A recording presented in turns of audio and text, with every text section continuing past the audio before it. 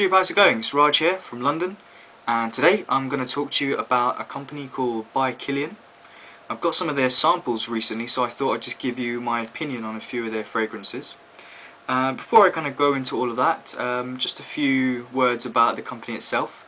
By Kilian was founded in 2007 by a guy called Kilian Hennessy, and he's the grandson of the owner of the LVMH group, the Louis Vuitton Moet Hennessy group.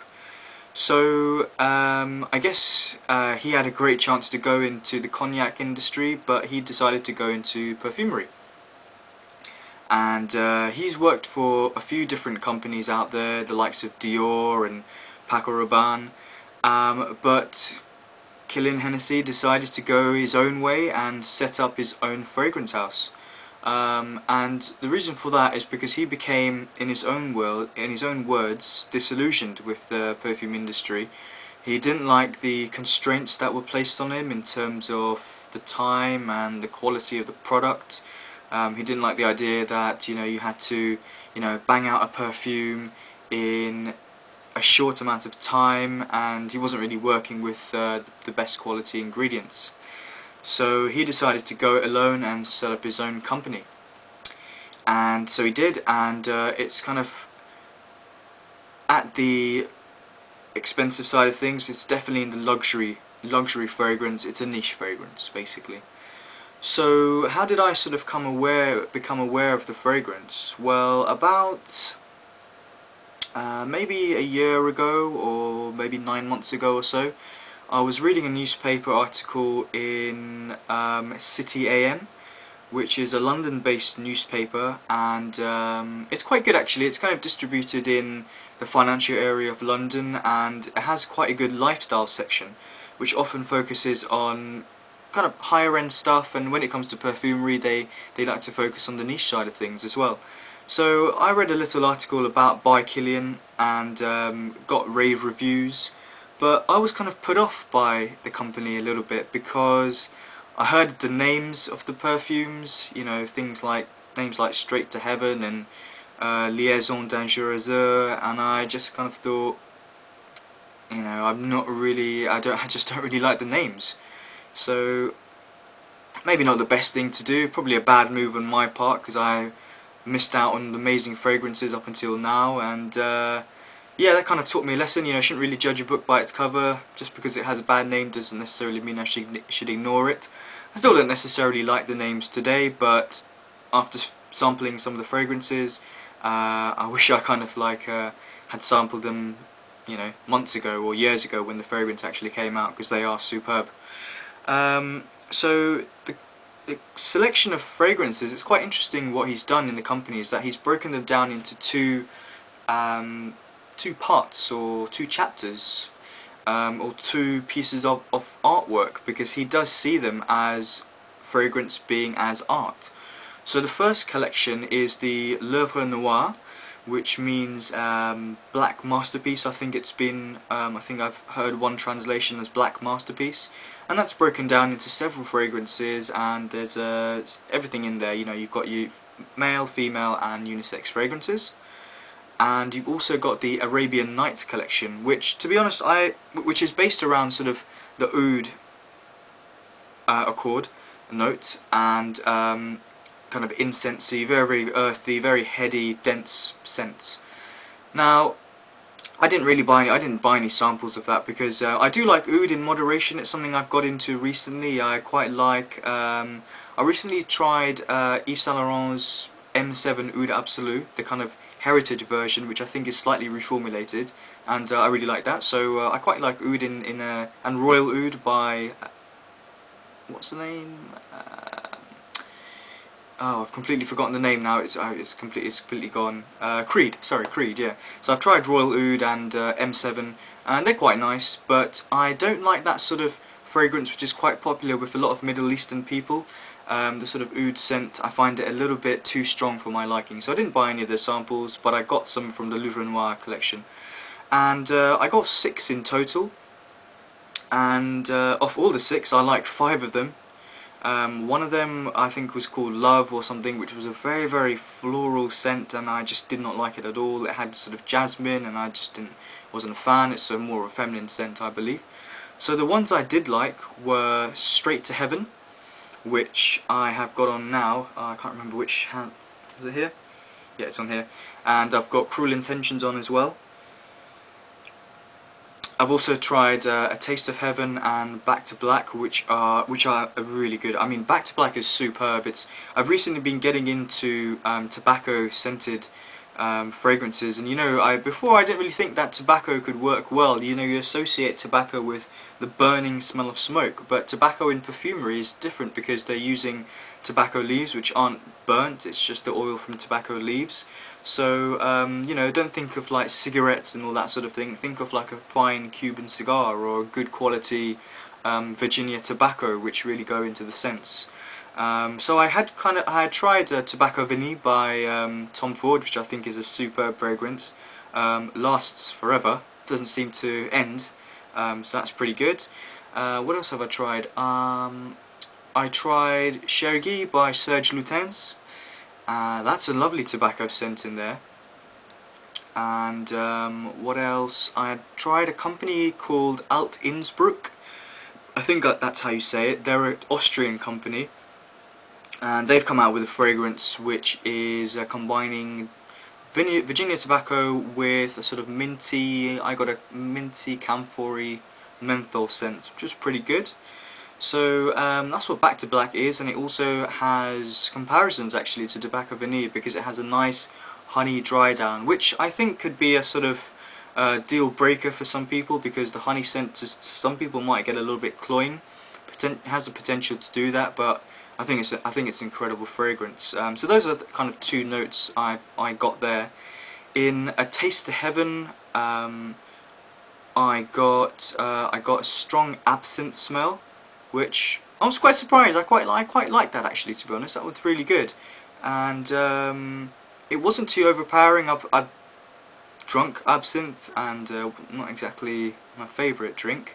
It's really strong, but this works. You know, it's got a mixture of other florals in there. I've got a bit of herbaceousness. Definitely picking up lavender as well.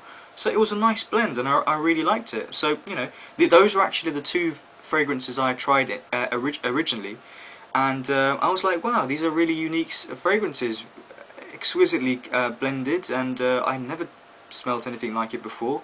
So you know, I'm on a fragrance journey at the moment, just discovering new scents, and yeah, this was amazing. So I got a few more in. I thought, you know, I've only got two, let's add to the collection. And at the minute I've got Straight to Heaven on. Just spritzed a bit on about half an hour ago. And this is amazing. I would actually say this is a nicer sort of alcohol-y scent than the Taste of Heaven, which had absinthe. This one has what does it have? It's got rum in it. I've written it down. Yeah, it's called Martinican rum. And I had to do a little bit of research on that because I had never heard of this type of rum before, and it turns out it's from a country called Martinique, which is in the West Indies. I never heard of this country. Apparently it's part of France, so it's in the European Union, so there you go, even though it's all the way in the Caribbean, but there you go.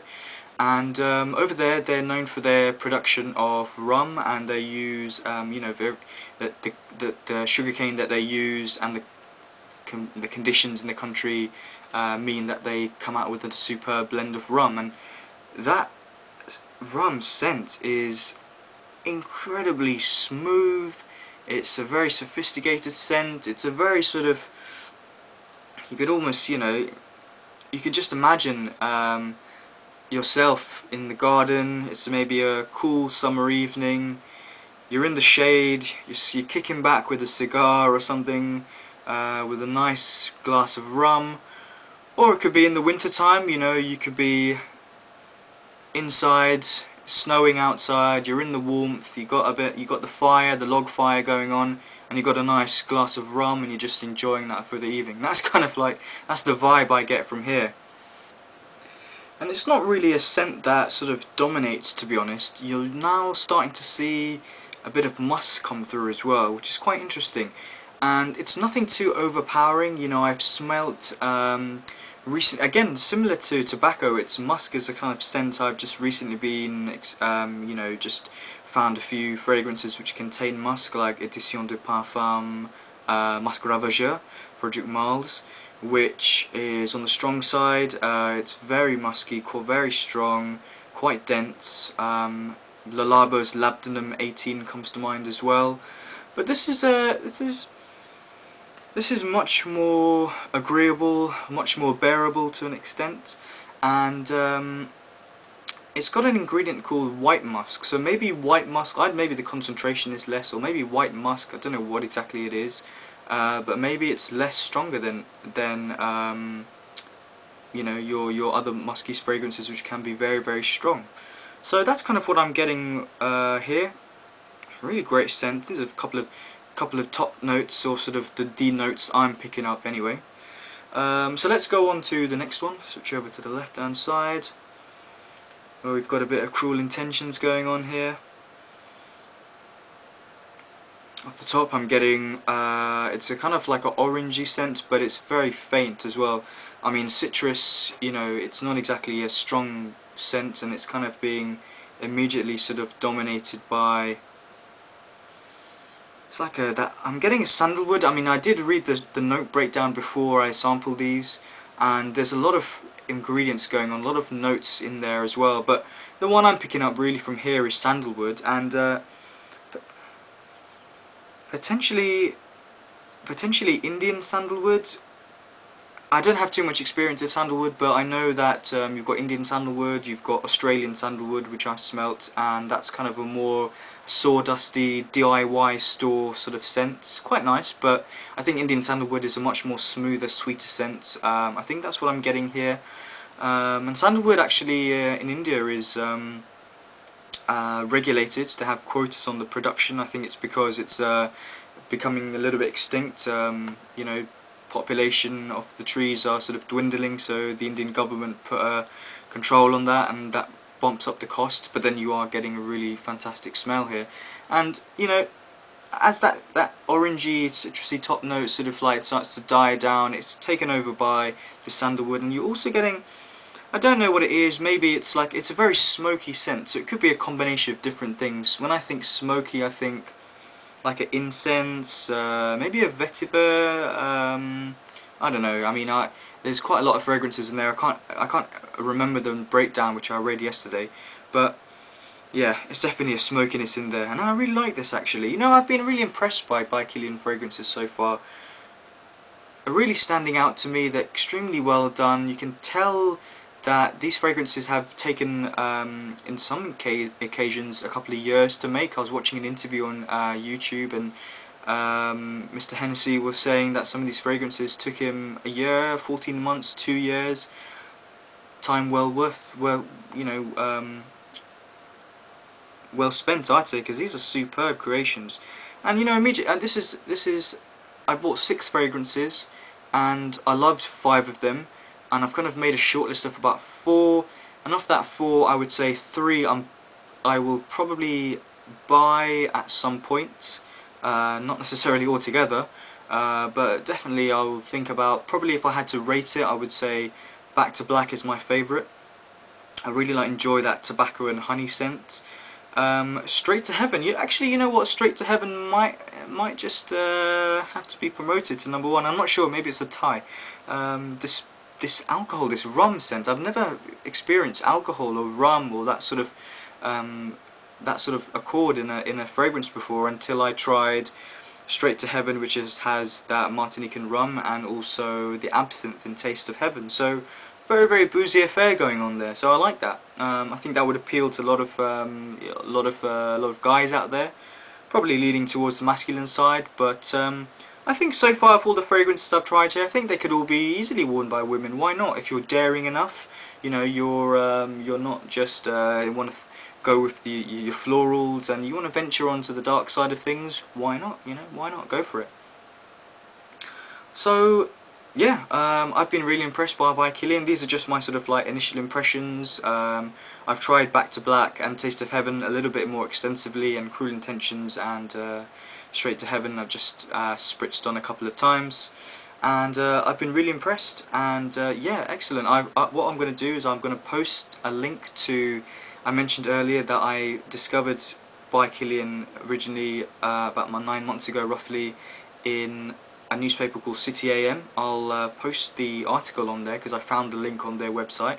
There's also another little article in there about fragrances, which you guys, if you're interested in fragrances, will I think like reading. It gives a sort of time and a sort of place and a type of person, what type of fragrance is suitable for that person and occasion, and it gives a couple of alternatives in there as well, so that's quite good. And yeah, I've been enjoying actually watching quite a few videos on YouTube about By Kilian. I think it's starting, there's a few videos being put out there. The Fragrance Bros, the Frunkinator, the fact that he got to meet Kilian Hennessy himself is great. It says a lot about the company, that they have time for their customers. And sometimes you could think a luxury company, maybe they tend to alienate themselves or sort of like distance themselves from customers, but these guys apparently not. They've been handing out free samples on Facebook, which I didn't know about actually, so I bought mine. But that's great, and that's testament to a great company who thinks about all types of people. The fact that they do 30 ml refills, and they go up to these grand lacquered black boxes with keys with a tassel on it. So if you're catering to a huge wide market and you're casting your net far and wide, which I think is a great marketing tactic. Having said that, actually, By Kilian say they don't invest time or money in marketing. He doesn't believe in marketing, but marketing comes in all different forms. So there you go. Those are just my initial views. I might thinking about doing a fragrance full review on one of these scents. Maybe not. Maybe there are a few other fragrances which I currently own in the full size which I might want to do. But just before I leave, I thought, I mentioned the City A.M. a couple of times, and by chance the other day there was an article in there about winter scents and autumn scents and what type of fragrance you should use, and they were saying, just because it's getting colder doesn't mean you should start spritzing on citrus scents which remind you of like the tropics or something. Just go with something a little bit more woody and earthy and sort of patchouli based fragrances and that sort of thing. So I've got it here. Anybody who works in London who's picked up this paper might have already seen this. City A.M. are kind of, they produce some quite good articles sometimes in their lifestyle section, and some of them are on fragrances at the higher end of things. So I always, if I see something interesting, I sort of cut it out and keep it in my drawer and sort of refer to it in the future, just make a mental note. In here, they've got about 1, 2, 3, 4, 5, 6, 7 different fragrances. The ones I would kind of be interested in are this one here, which is Vetiver by Annick Goutal. I'm thinking of getting some samples from this house, and it's basically described as modern classic, sophisticated, spicy woody, marine Java Vetiver. Sounds interesting, never heard of that before, so I might have to check that out. You've also got Geranium pour Monsieur, honourable mention there, Frederic Malle, great scent. And also another one which really took my eye here was L'Artisan Parfumeurs, Tea for Two. Now, again, I never heard of tobacco in a scent, and now in this, they're talking about tea here. So I think it says black tea. Yeah, smoky but fresh. This is a black tea scent that evokes coming in from the cold. Yeah, I mean, tea for two. I've never. Maybe I might have to do a search on YouTube if anybody's done a review of tea for two. That sounds quite interesting. Wow, tea and fragrance. On a fragrance journey here, and just learning loads of new things and coming across ideas and concepts and combinations which I've never heard of. So good stuff. Yeah, enjoyed it.